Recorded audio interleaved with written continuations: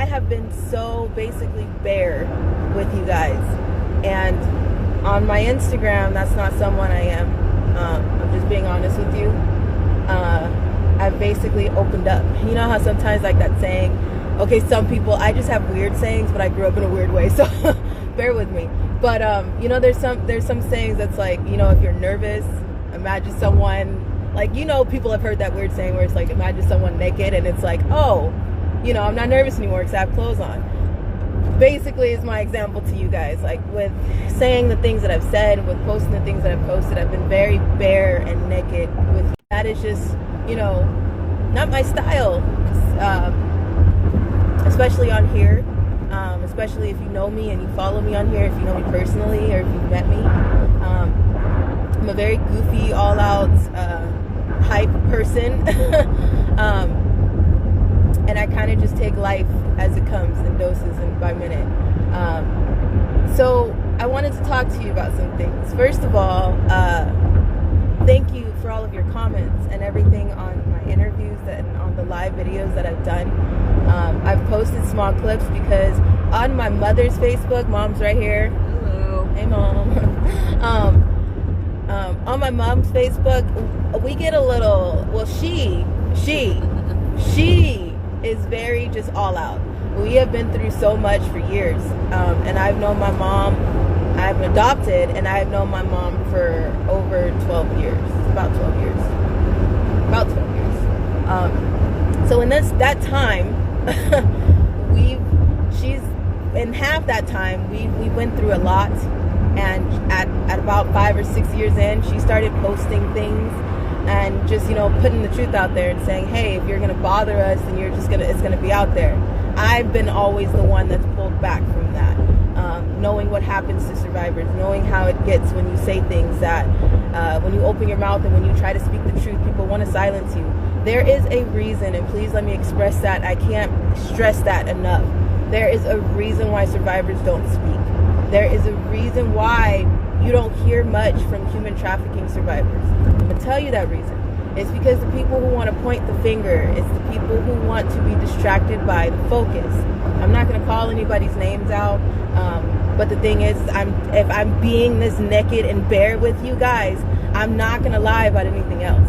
If you know me personally, you know that you can ask me a question and I will not hesitate to tell you the truth.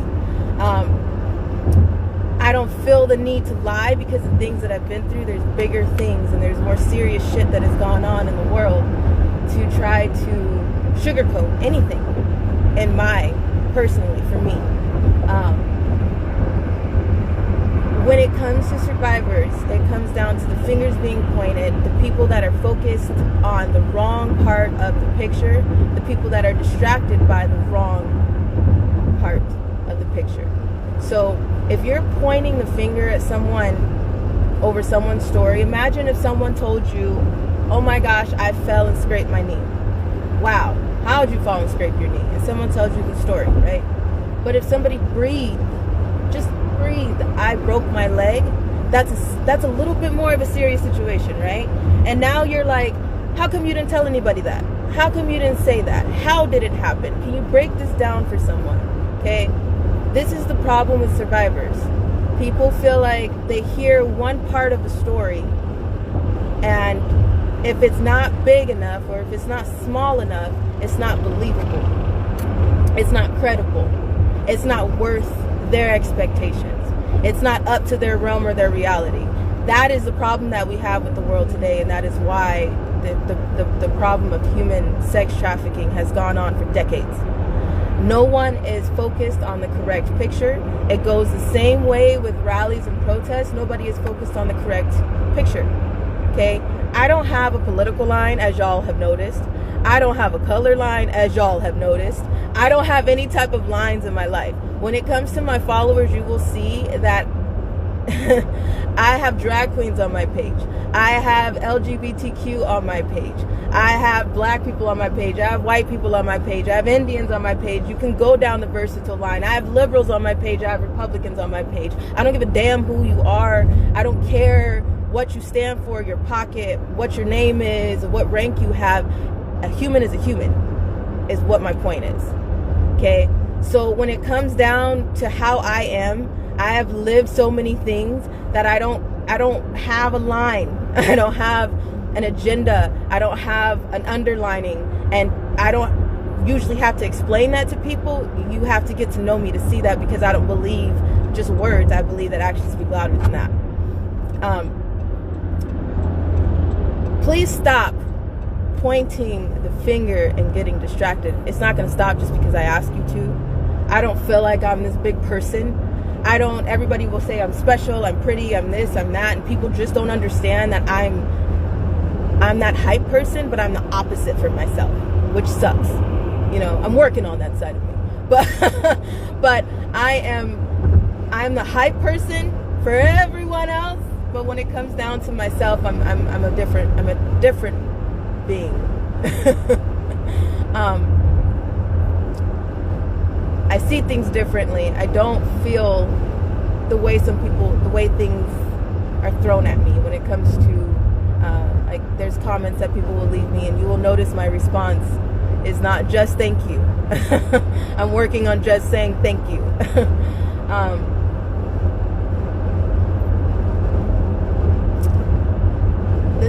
The problem is I haven't scratched the surface with things that I've said on my Instagram. I have gotten threatened. I have gotten witchcraft thrown my way. I've been down for like a good 3 days. I'm able to post if I'm laying down.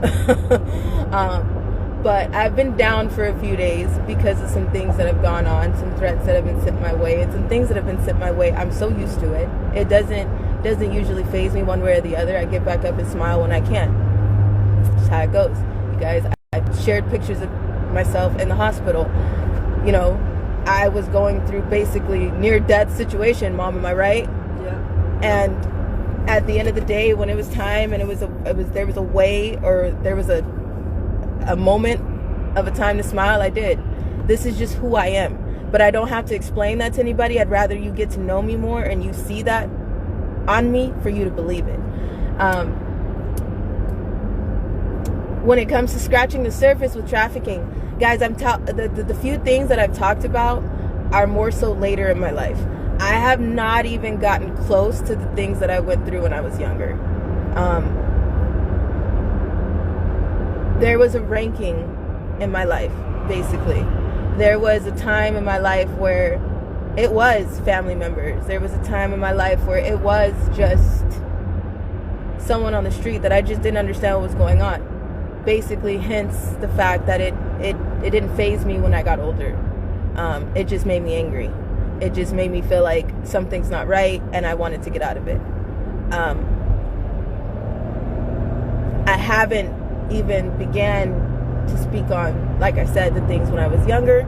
I haven't began to speak on how I escaped when I was with kind of an elite level-ish trafficking. I don't know, I saw something just in a few people. I had some arguing, some people having beef on my profile, and I just don't agree with that. Like, I feel like no matter what, don't get distracted while you're arguing. Once again, while anybody is arguing about something that you feel angry about, you're getting distracted by your whole point of why you're looking at a situation. So if you're watching a cooking show, okay, and you start arguing about how they cut the onions and about last time I made it this way but you didn't put this in it, you're now missing the whole damn point of the recipe.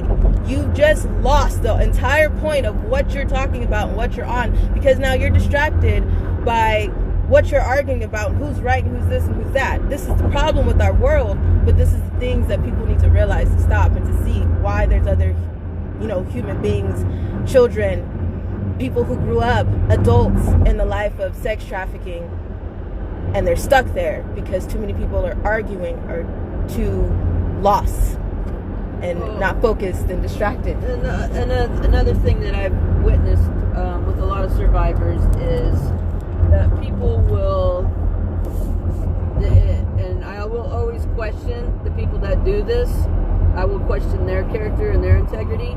But there's a lot of people that come after survivors and, well, what date did this happen? And they put the burden of proof on the survivor. If you listen to a survivor, you should know whether they're telling the truth or not without demanding proof. And a lot of times the survivors were recounting things from being 4, 5, 6 years old, 7 years old. And we're like, well, you don't have any proof, so I'm not going to believe you. Well, that's a bunch of crap. Like, honestly, like, think back to your 7th birthday or your 7th Christmas. What'd you get as a gift? Do you remember? No, most people don't. But you had a birthday party. So people need to chill. Really. Many words. If you're attacking a survivor for stupid petty stuff like that, and you're deciding whether to believe them or not because they don't have proof, or they can't recall a date, or they might make up or mess up a date and not remember correctly, you're the one that's got the problem, and you're missing the wrong part of the story. Like, just stop. Yeah. So this wasn't addressed to me. This was something that someone posted. This was an argument that I seen in a profile. This was an argument, like I said, on my profile. This was been saying to you guys for quite a while, just the distractions. And while somebody is for marches and protests and rallies that have something to do with Save the Children, there's people worried about how many numbers, where they're going, what they're doing, or how they did it, or where the leader is heading. Don't worry about that. Worry about the fact that you're out there for the children. That's it. That's it, and that's all. There shouldn't be any arguments. There shouldn't be any pointing the finger. There shouldn't be any blame. You're out there to focus on the main part, and that's saving the children. Exactly. And that means all children. I'm not breaking that down and saying just children in the cages. You guys have heard me say, and on my way today, I get to go meet 2 beautiful babies that are in foster care. I'm talking about the homeless youth. I'm talking about the trafficking survivors. I'm talking about any child that needs help, privileged, underprivileged, or not. I'm talking about any child. Your child, I don't have a child, but any child. You know what I mean?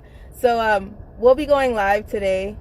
In a little bit. We have a little big of a trip to make on my mom's Facebook, because on my mom's Facebook, if you're on there and I've told you her Facebook and you went ahead and headed there, I've warned you already that you need a seatbelt. And I've warned you already that her profile is kind of an all-in type of profile. If you're ready for the truth of trafficking that kind of ties in and all, it's not just trafficking. I've told you guys it's flavors, from low grade to high grade to container ships to just on the streets. We go out, I pack backpacks for trafficking survivors that are still on the streets, that are not sure what they want to do, but they're still in the life doing jobs. I'm not concerned about just one thing. I've never been. I'm concerned about it all. And I'm not concerned with just one kid. If you've met me and you know me as a dance choreographer, as a person, I'm concerned about everybody, and everybody's my baby. So you would see that. But actions speak louder than words. And I thank you so much for following me, because I have no idea where my journey of this platform is going. But I know that I can't continue to be quiet as a survivor myself and knowing what's going on in the life. I feel like as being quiet at this point is being just as guilty. I don't know where it came from, though. It just came out of nowhere. So bear with me, y'all, because like I said, I'm just now finding my voice, and that means that just now expressing to y'all my stories, and it's very hard. I thought it'd be way easier. It's not as easy as I thought it would be. It's usually I can spit this stuff out, but I don't spit this stuff out to anybody. I usually have to know you for some years. Quote, years. So, I thank y'all. I crumble. I appreciate you a lot. And I can't express how grateful I am. And I can't thank you enough that if you just heard my story, that you've seen that there are more survivors. As you see people getting saved, as I keep posting in my story, there's this many survivors, there's that many survivors. That means that there's a chance, that maybe a 1 out of a million chance, that one of those survivors are about to tell you their story very, very soon. And if you're able to hear mine, then you'll be able to hear theirs, and you'll be able to do it with an open heart and an open mind, and love in your heart, and not the intent of blame or destroy. So thank y'all so much. We got to go because we were getting in an area where I'm cutting off reception. I love you guys so much, and we will be live in like maybe an hour or 2, maybe 3. Cameron and Sophia, love you. I love you, Cameron and Sophia, and I miss you, baby, so much. Love to you, lady, too. Love you guys. I can't read comments when I get off of here, so I'm just taking a look real quick. You're amazing. You're amazing, Angel Love. Hey, Keisha. All right, y'all.